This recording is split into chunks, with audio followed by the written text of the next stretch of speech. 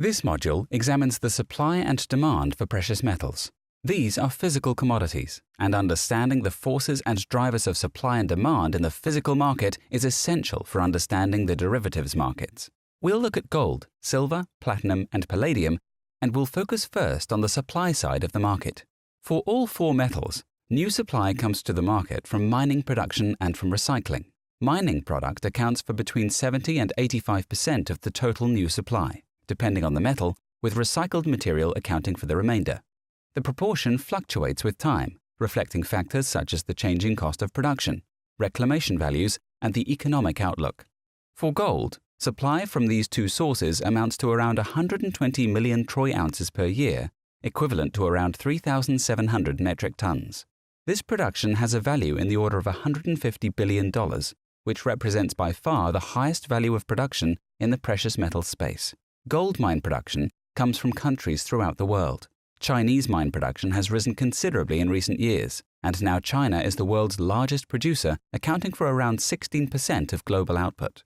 In contrast, South Africa, which used to be the largest producer, has seen declining output in recent years.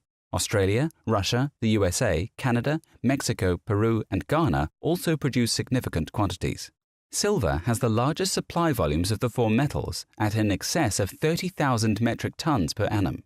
This has a value in the order of $17 billion. As with gold, Chinese mine production of silver has increased substantially in recent years, although Mexico remains the largest source of silver mine supply. Platinum and palladium have lower production volumes.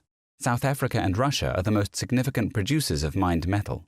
For platinum, South African production dominates the market, representing around 2/3 of global mining output. However, production from mines and recycling is not the only source of the metal supply to the market. Metal is formed into bars and stored in vaults. The stock of stored metal in these vaults that has accumulated over many years is also available as a supply to the market. There are no reliable estimates of the amount of precious metal stored in vaults. Some is owned by central banks, some is owned by investment funds, and some is owned by individual and corporate investors and intermediaries. Investment demand is a significant element in the market for precious metals and is important for establishing market prices.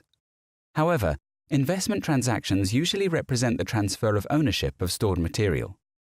This brings valuable liquidity to the market, but has little impact on the overall supply and demand. Taken as a whole, investors can be seen as either net buyers of metal and therefore a source of demand, or net sellers of metal and therefore a source of supply. Gold is the most widely held investment commodity. As well as private investments in gold, central banks hold a significant amount of their reserves in gold. Silver is widely used in the production of coins, with the USA and Canada being the largest producers.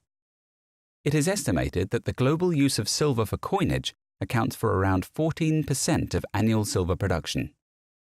Also on the demand side, all four metals have a wide range of industrial uses, reflecting their physical properties. All are used in the electronics sector. Gold is used in medical and dental applications. Silver has seen increased use in photovoltaic cells.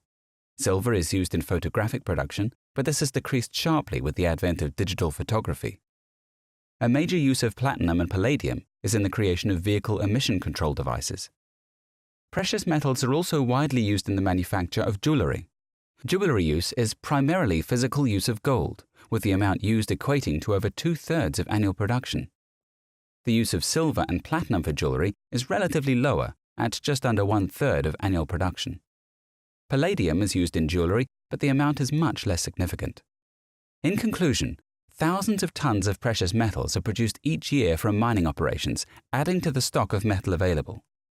These metals are used in industry and in jewelry manufacture, from where they can be recycled back into the market. Precious metal is also held in store as an investment and as part of countries' official reserves. The combination of all these factors creates an active global market for precious metal.